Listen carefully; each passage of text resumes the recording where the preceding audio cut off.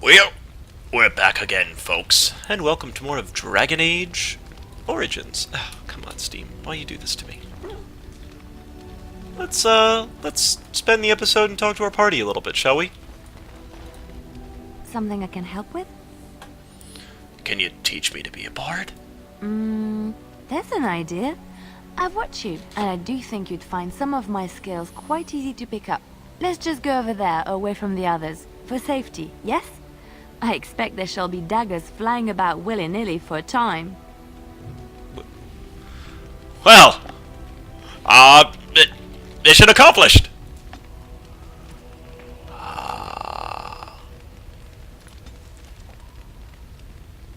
Well, or a bard, too. I mean, do I get any spells or talents with it? Nope, nothing. Something I can help with? Yes? What's on your mind? We've already gone over that stuff with her. So, let's... Here I am. Gotta answer some questions. Oh, this should be good. Go ahead. Why did you want to leave the cruise exactly? Well now, I imagine that's a very fair question. Did I... It's hard to Being remember an if I've gone over assassin, these. after all, is a living, at least as far as such things go. I was simply never given the opportunity to choose another way. So, if that choice presents itself, why should I not seize upon it? What would you rather do? Now that you mention it, I am not entirely certain. I was but a boy of 7 when I was purchased. For 3 sovereigns, I'm told. Which is a good price, considering I was all ribs and bone and didn't know the pommel of a dagger from the pointy end. The Crows buy all their assassins that way. Buy them young, raise them to know nothing else but murder. And if you do poorly in your training, you die. So, and that system works? Of course. You compete against your fellow assassins, and those who survive are rightfully proud of it. In Antiva, being a crow gets you respect. It gets you wealth. It gets you women. And men. Or whatever it is you might fancy. But that does not mean doing what is expected of you always. And it means being expendable. It's a cage, if a gilded cage. Pretty, but confining.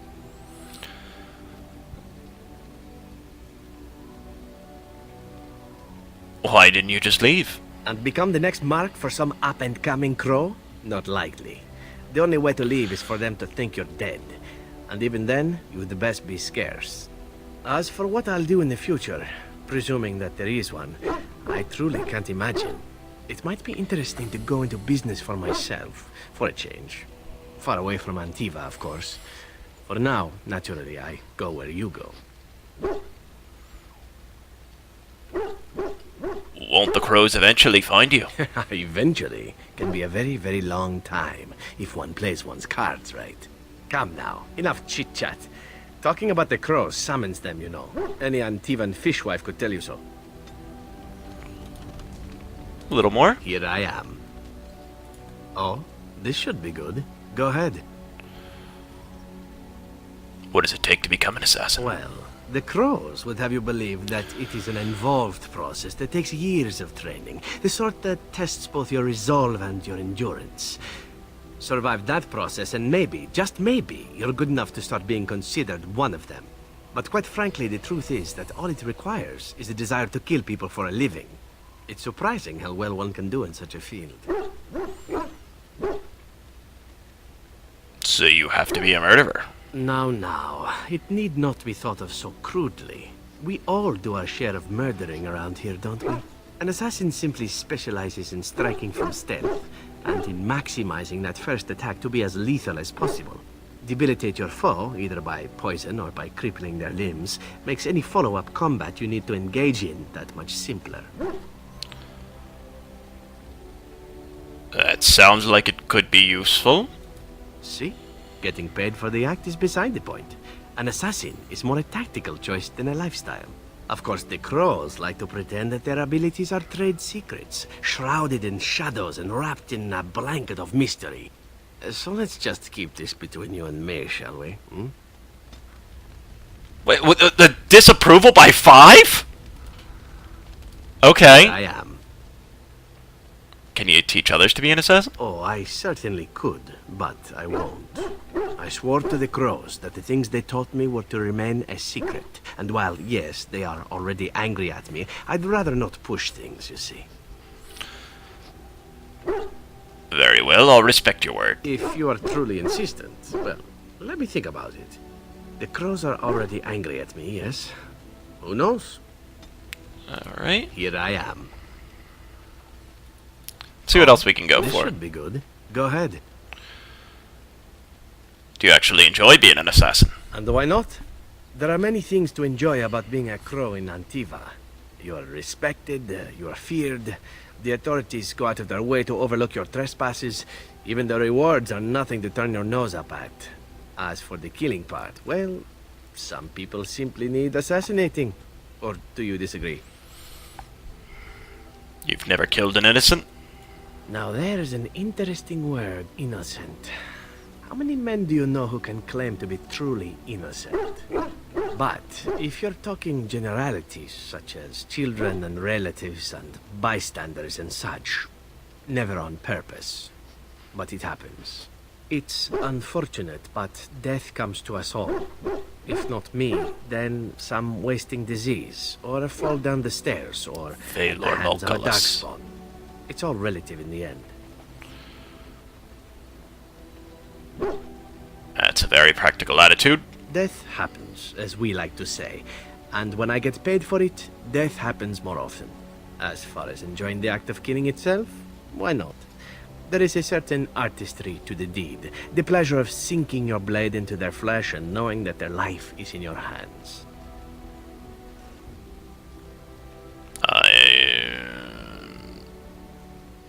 I take no pleasure in killing. It is not pleasure per se, nothing sexual. It is more a sense of satisfaction, a feeling of power. Does that make sense? No matter. There are many things I did not enjoy about being a crow, of course. Having no choice, being treated as an expendable commodity, the rules, oh, so many rules. But simply being an assassin, I like it just fine. I will continue to do it if I can, even if I am not a crow. Honestly, could you picture me doing something else? Why not? You can do whatever you like. Whereas I am content merely doing what I happen to be good at. It's a talent that not many come by, honestly. I don't see why I need not pursue it. Of course, all these thoughts are moot. Chances are still good that you and I will perish, eaten by darkspawn or slain by the crows at some point. Very gruesomely, I imagine. But it is pleasant enough to chat about. Come, let's move on while our boots still have some wear in them. Here I am. Oh, this should be good.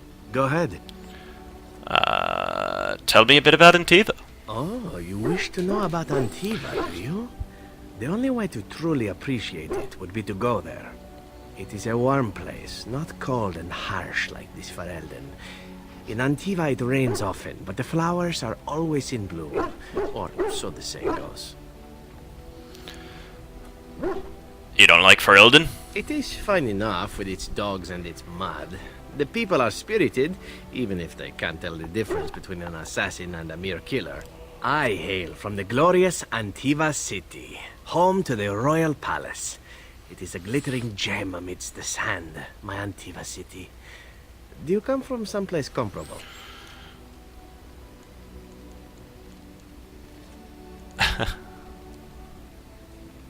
Of course, my mother was better than any gem. You have me there, indeed. I, for one, can make no such claim, as I never laid eyes on the woman. You know what is most odd? We speak of my homeland, and for all its wine and its dark-haired beauties and the lilo flutes of the minstrels, I miss the leather the most. Now that is odd. I mean the smell. For years, I lived in a tiny apartment near Eva City's leather-making district, in a building where the crows stored their youngest recruits, packed in like crates. I grew accustomed to the stench, even though the humans complained of it constantly. To this day, the smell of fresh leather is what reminds me most of home more than anything else.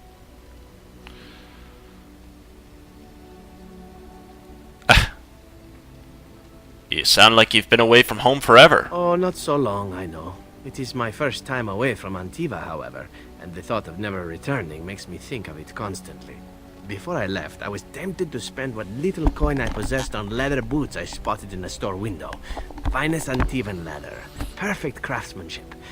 Ah, but I was a fool to leave them. I thought, Zevran, you can buy them when you return as a reward for a job well done.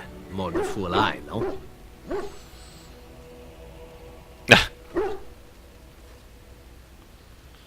Your home is still there, Zevran. True, and it's a comforting thought.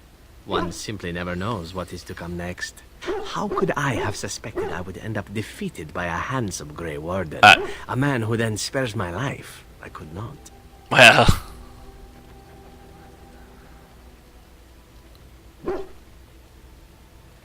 Everyone makes mistakes. Even Grey Wardens who spare the lives of assassins? Understood. Now, if it is all the same to you, I would prefer not to speak more of Antiva. It makes me wistful and hungry for a proper meal. Here I am. And... Oh, this should be good. Go ahead. what's your opinion of the Dalish? I know little enough of the Dalish other than the fact that my mother was one, or so I was told. She had fallen in love with an elven woodcutter and accompanied him back to the city, leaving her clan behind for good. And there, of course, the woodcutter died of some filthy disease, and my mother was forced into prostitution to pay off his debts. Oldest tale in the book. Was the woodcutter your father? How should I know? My mother was a whore, as you'll recall. None of the other elven boys in the whorehouse knew their fathers. I was not so unusual. I didn't know my mother either, of course. She died giving birth to me. My first victim, as it were. We were all raised communally by the whores. It was a happy enough existence, ignoring the occasional beating. Until eventually I was sold to the crows. I brought a good price, so I hear. And yet you're oddly cheerful about it all. It could have been much worse. Shall I tell you about what happened to the other whorehouse boys who did not fetch a decent price with the crows? Surely your life has not been so idyllic. People like you and I are not the product of happy lives of contentment, after all.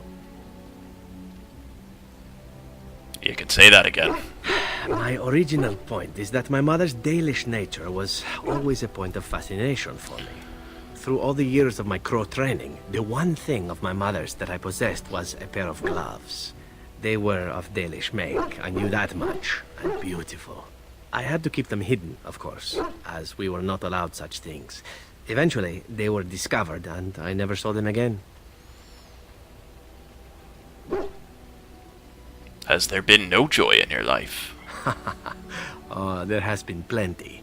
To tell the truth, it is because I expected nothing more.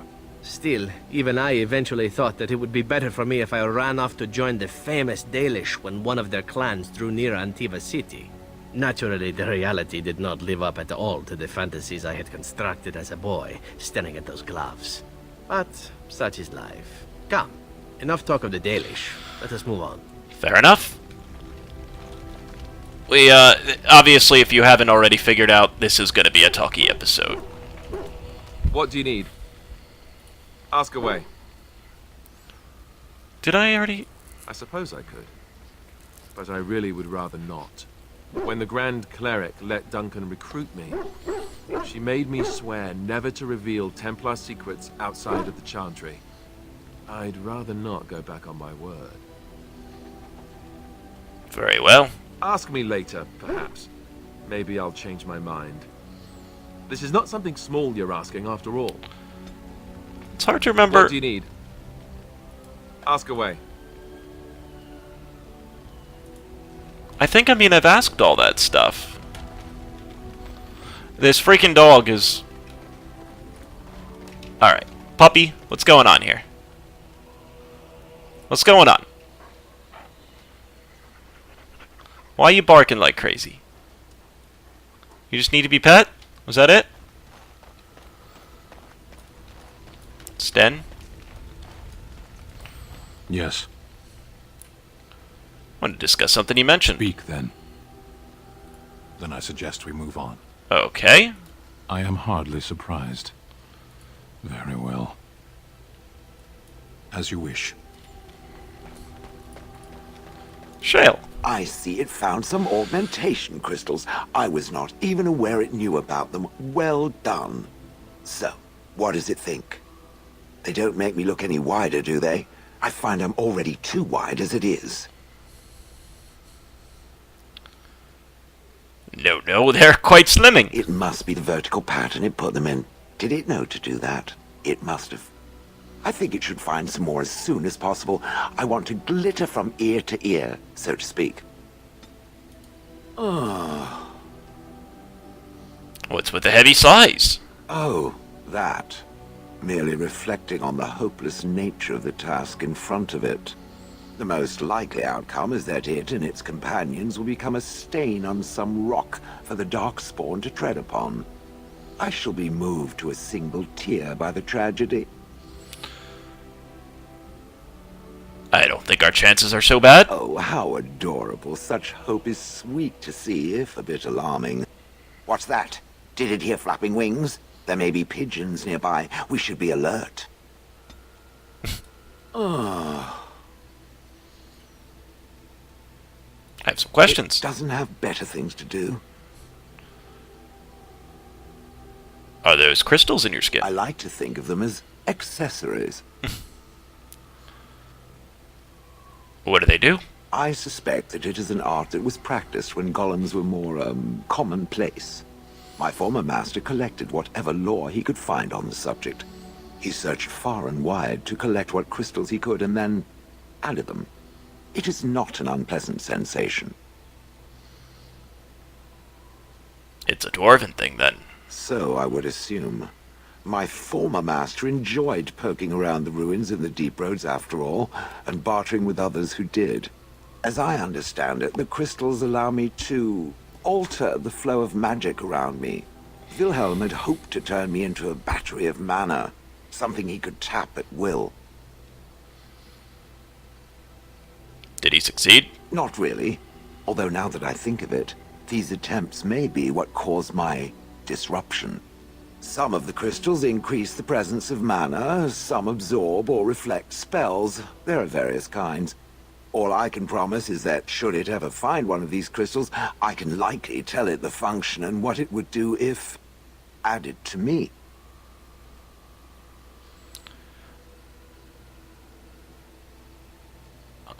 I don't want to take advantage, Shao. Why not? I don't get to wear clothing and other adornments like the rest of you creatures after all. That answers its question, I assume? Unless it has more. I've told you killed your former master. Did I not already tell it that I do not remember doing such? I remember having a master. My memories of what happened to him are vague. Vague, but not non-existent. Clever. And true. Oh, very well. Let me see what I can recall. My former master enjoyed experimenting upon me. I remember that much.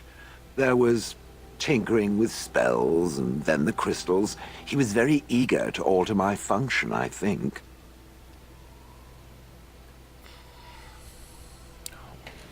Alter you? Why? You're fine as you are. Flattery. And obvious flattery, too. Maybe that I won't feel work on warm it. and fuzzy inside.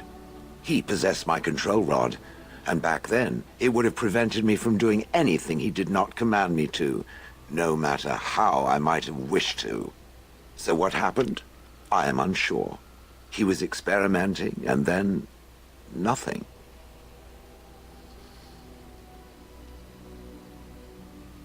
What do you remember? Are you sure? Nothing at all? There was pain.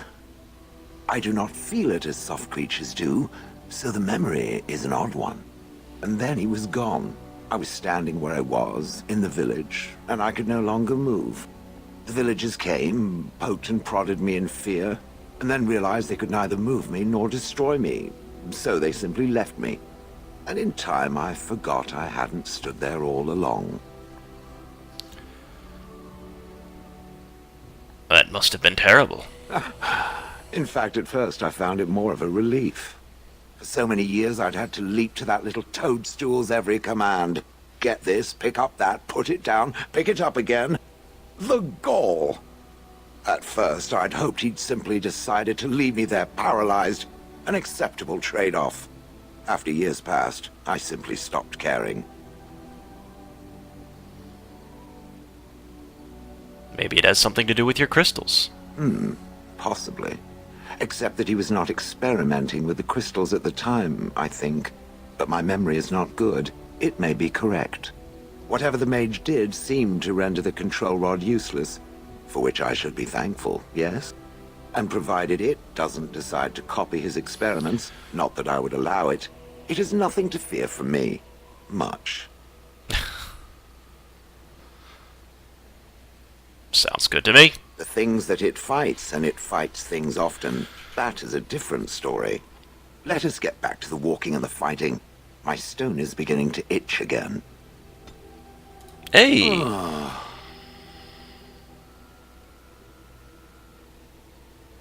It doesn't have better things to do. How did you end up in Honolith? Do you remember? Oh yes, that I remember quite well. My former master, the Mage Wilhelm, he brought me. As I recall, he had acquired some position with whatever lord ruled the land. I, being little more than a glorified possession at the time, was brought along. Oh, how he enjoyed impressing the villagers with me. Gollum snarl at that villager there, be fearsome. And of course, I would have to do it.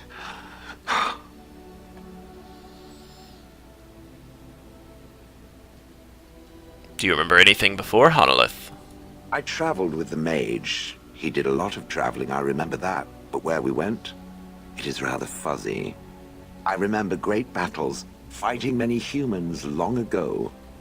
They were all very soft and squishy. And before that, No, there are only images. I was somewhere dark.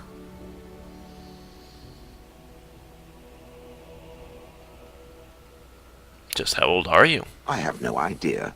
Wilhelm used to brag that the dwarves stopped making golems centuries ago. I do not age as you soft creatures do. Sadly, my memory is no better. Plus, I get bored and stop paying attention.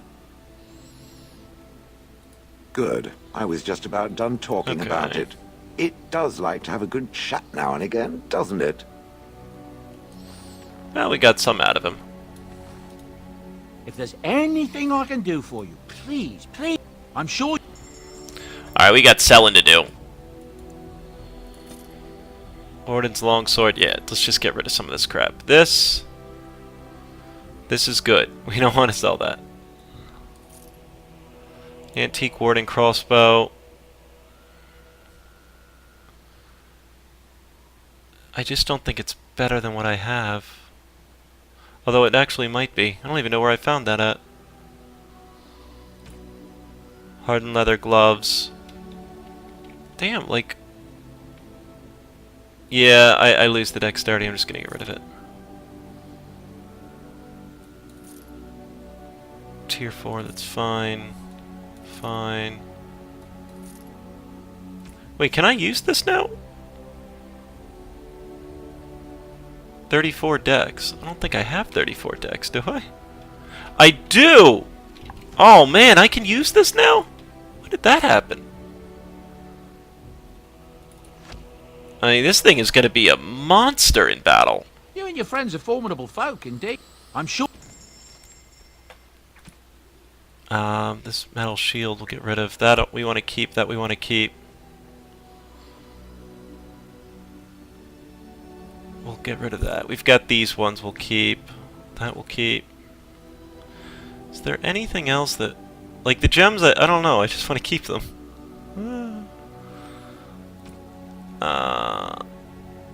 I guess we've cleared up our inventory somewhat. If there's anything I can do, I'm sure you... Is there any good stuff? The Templar. Uncrushable pigeon. Ugly boots, yeah.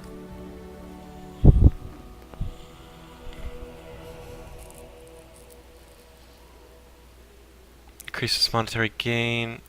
2% range critical. That's not bad.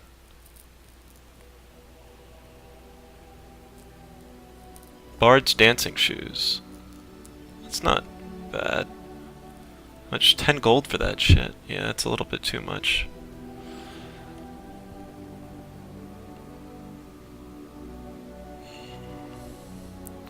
I don't suppose they sell any traps. Yeah, they don't really sell anything of how to make traps.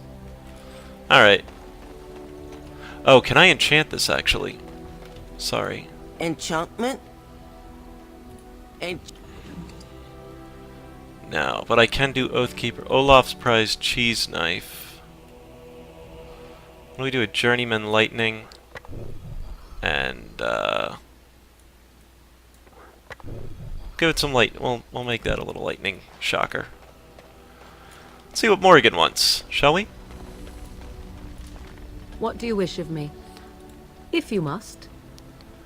I think we've already asked her all those, so... I think this about wraps up our episode, folks. So, as always, thanks for watching. Tune in the next. Thanks for watching, everybody.